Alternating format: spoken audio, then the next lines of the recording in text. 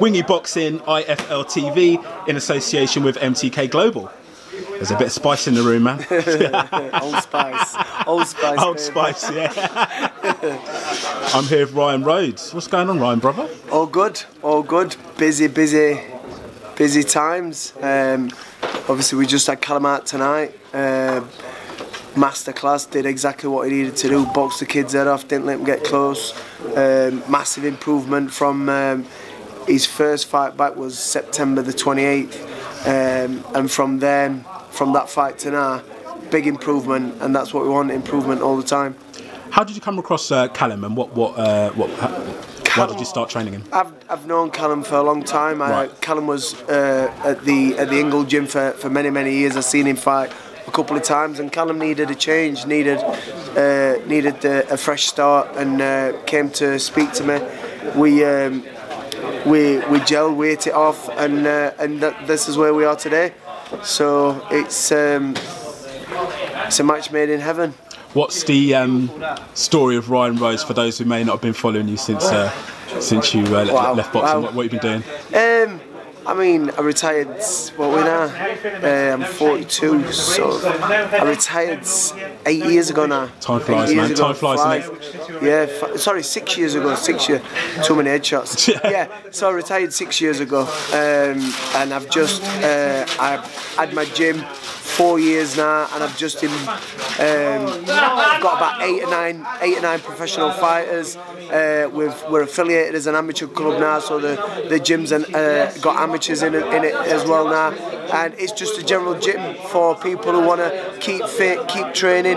My gym's called 26RR Fitness. It's in the Sheffield Town Centre at Shales Moor, and that's what it is.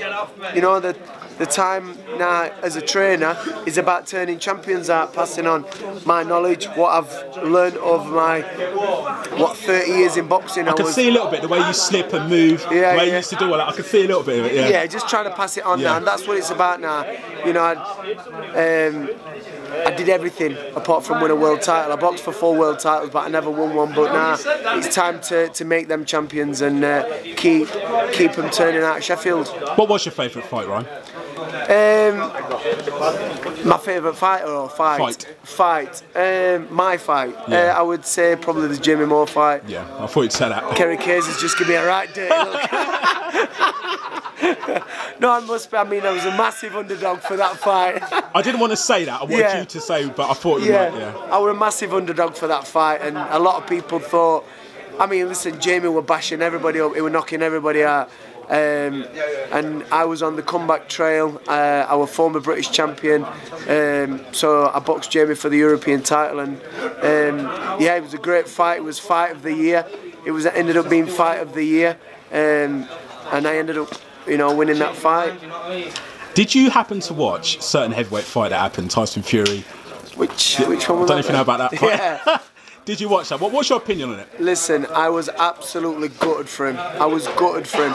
From where that man has come from in the last 3-4 years, losing around close to 10 stone in weight, getting himself back to where he got back to, having only 2 fights, and them 2 fights, did it warrant to fight for the WBC world title? I don't think so, but Tyson Fury again proved everybody wrong, and is a credit to boxing. I know he's done and said some silly things in the past, but I tell you what he's done and where he's come from over the last 3 years, the guy should win Sports Personality of the Year. What are your thoughts on the possibility that it's looking like Khan may go for the Crawford fight instead of the Brook fight, which we all assumed would happen? It's getting to that stage where you're just sick of hearing it now. You're bored of it. I mean, you hear different reasons. You hear that Kell's not fought nobody. Why does Kell want to fight Khan? And why doesn't he go after the big? Because it's the biggest fight in British, apart from probably AJ and Tyson Fury. It's the biggest fight in British boxing. Khan and Kell Brook. That's what it is. It's all right for Khan to turn around and say that, if Kell gets beat this fight, this next fight tonight, the fight's out the window. but then he goes to fight Crawford Ashley. What if he gets beat against Crawford Ashley? Is the fight not worth? Of course, it's not worth what it's worth now. A loss for either of them would be devastating. It wouldn't be worth nothing. Nowhere near what it is now. Do the fight. All the British fans want to see it. More people in the world would like to see Callum than Khan, Pacquiao, Khan, Crawford.